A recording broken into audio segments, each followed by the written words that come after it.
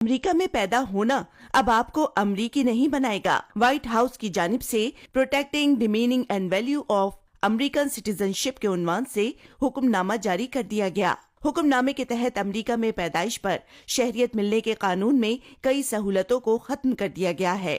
اگر کسی بچے کی والدہ غیر قانونی طور پر امریکہ آئی ہوں اور باپ امریکی شہری نہ ہو یا مذکورہ بچے کی پیدائش کے وقت قانوناً مستقل رہائشی نہ ہو، اس کو شہریت نہیں ملے گی۔ بچے کی پیدائش کے وقت بچے کی والدہ کی امریکہ میں موجودگی جائز لیکن عارضی ہو، جیسا کہ ویزے پر امریکہ کا دورہ یا طالب علم کام یا سیاحتی ویزے پر آئی ہوئی ہوں، جبکہ والد امریکی شہری یا قانونی طور پر مستقل رہائشی نہ ہوں تو بھی بچہ امریکی نہیں ہوگا۔